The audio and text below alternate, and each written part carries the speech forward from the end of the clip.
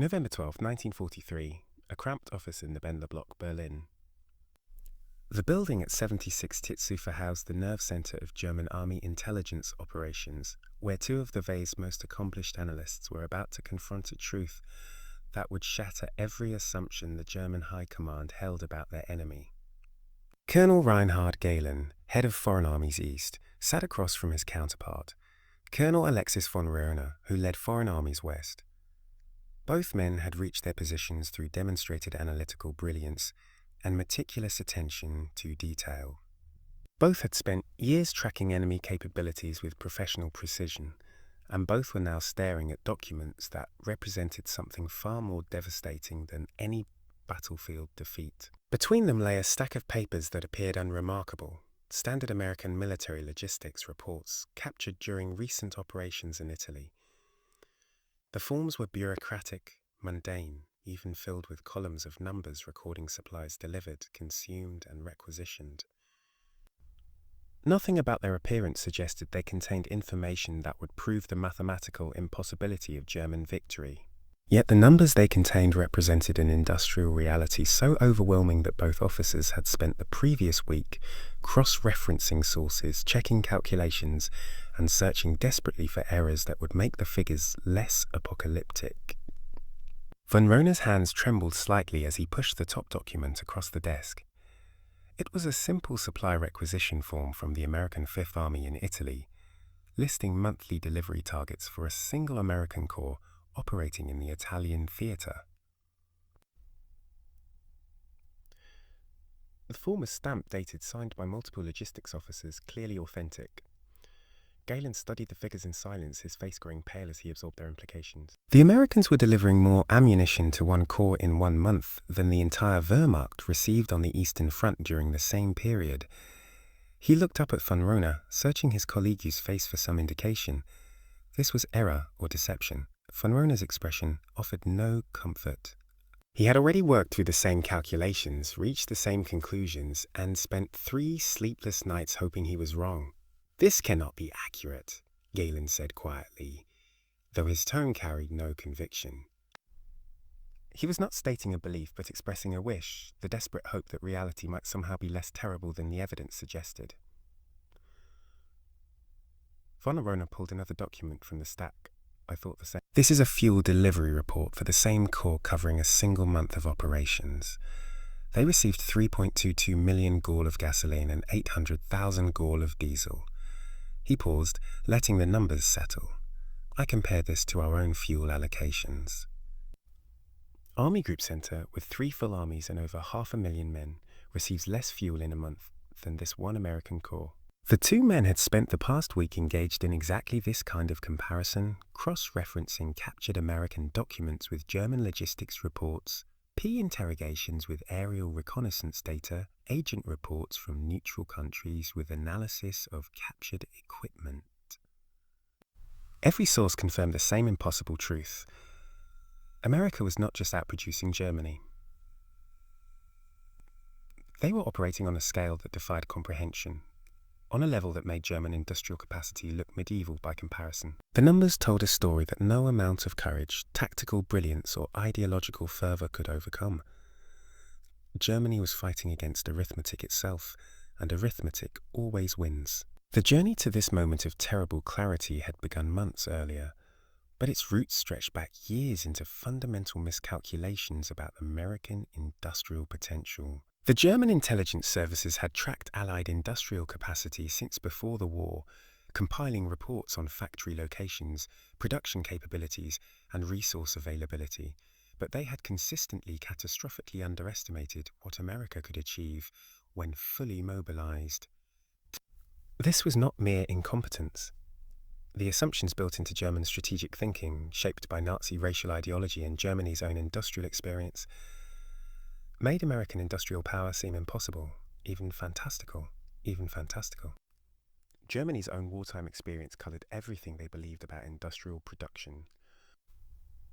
By 1943, the Reich had mobilized every available resource, stripped occupied territories of raw materials and machinery, implemented slave labour on a massive scale, and pushed its industrial capacity to what seemed like absolute limits. German factories operated around the clock. Workers put in extended shifts. Production of weapons and ammunition had increased dramatically from pre-war levels. Germany was producing tanks, aircraft, and artillery at rates that would have seemed unthinkable in 1939. Yet, despite this total mobilization, despite conquering most of Europe and exploiting its resources, despite the desperate intensification of production under Albert Speer's direction, Germany was losing the material war. The fundamental German miscalculation began before the first shot was fired. In May 1940, President Franklin Roosevelt stood before Congress and announced that America would produce 50,000 aircraft annually as part of a massive rearmament program. Over the following months, he expanded this vision. 185,000 aircraft, 120,000 tanks, 55,000 anti-aircraft guns, and 18 million tons of merchant shipping within 2 years. These figures were transmitted to Berlin through multiple intelligence channels. When presented to Hitler and his advisors, the German leadership's response was dismissive, even contemptuous.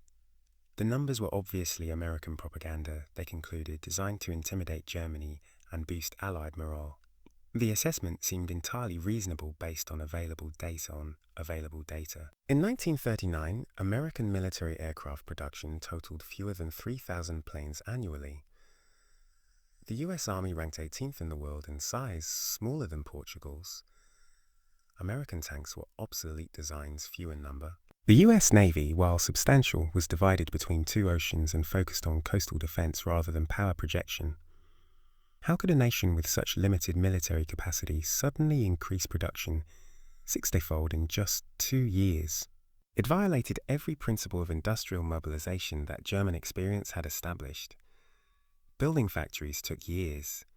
Training workers required months. Developing production techniques demanded extensive trial and error. Roosevelt's proclamation seemed like the fantasy of a desperate politician rather than achievable reality.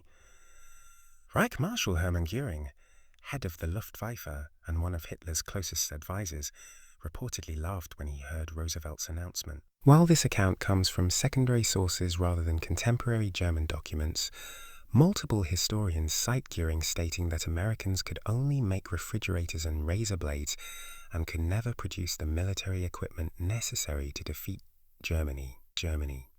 Whether the exact quote is accurate, the sentiment it captured was certainly real.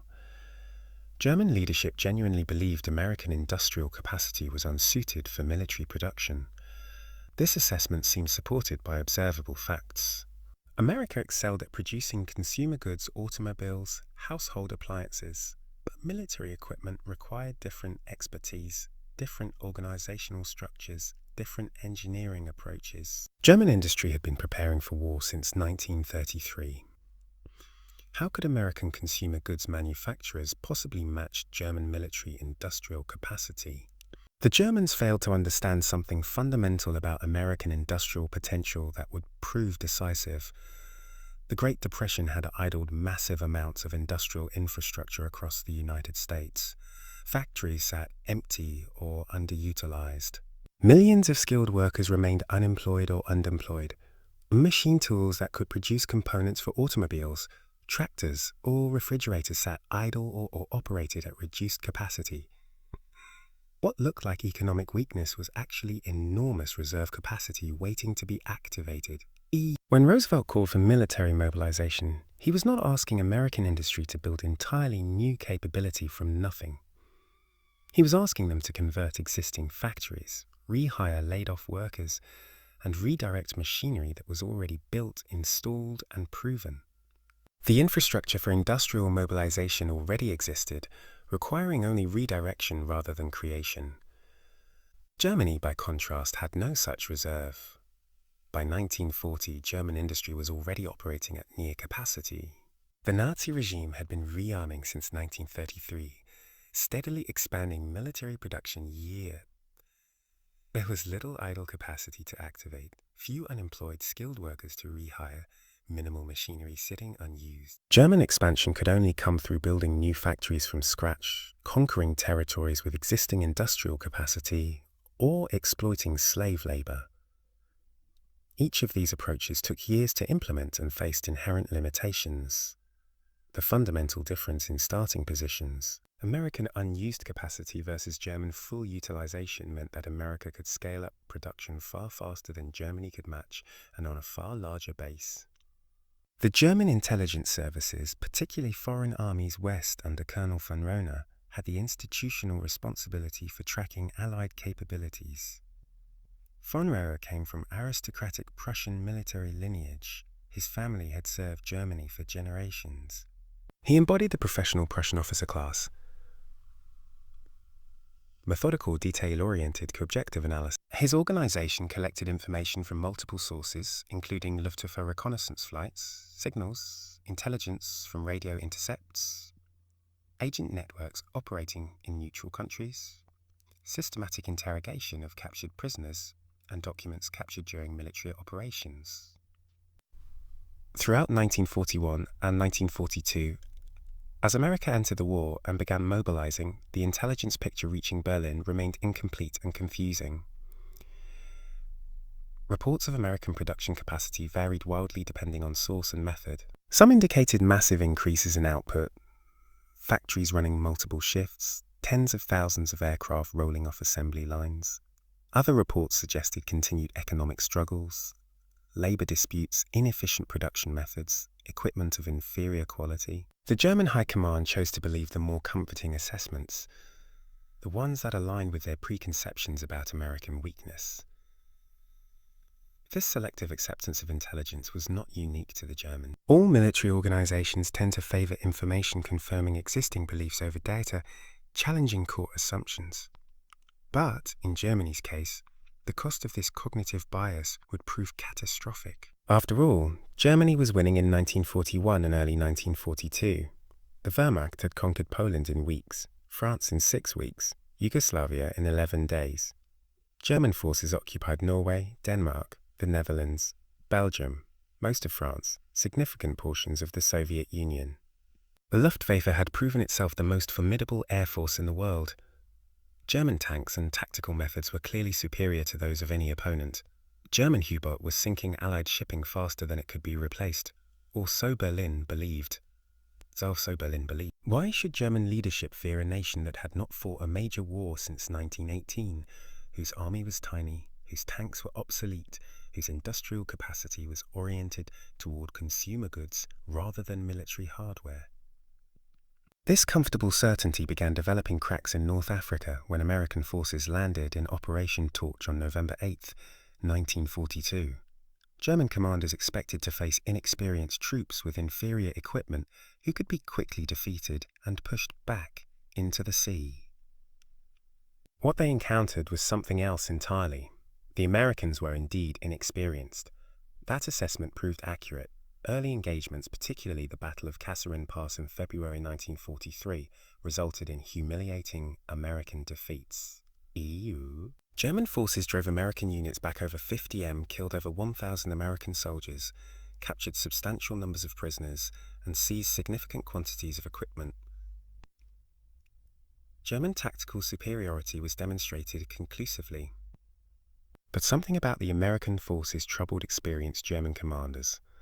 The sheer quantity of their equipment was staggering and unprecedented. American units that suffered heavy losses in battle were fully re-equipped within days, sometimes within hours. Vehicles, weapons, ammunition, supplies flowed in seemingly endless streams. German units that won tactical victories found themselves unable to exploit them because American logistics simply absorbed the losses and continued operations without pause. Captured American supply dumps contained more material than entire German army groups possessed. American artillery fired ammunition at rates German forces could only dream of achieving. American infantry units were motorized to a degree the Wehrmacht had never achieved, even with its elite formations. General Erwin RML, commanding Axis forces in North Africa from February 1941 until his recall to Germany on March 9, 1943, began sending increasingly alarmed reports to Berlin. Each American infantry division, he noted, possessed more trucks than an entire German corps. American logistics units operated vehicle fleets larger than those available to entire German armies. Supply installations captured during German advances contained food, fuel, ammunition, spare parts, medical supplies, and equipment in quantities that seemed wasteful, even obscene by German standards. RML, known for his tactical brilliance, understood that tactics became irrelevant when facing such massive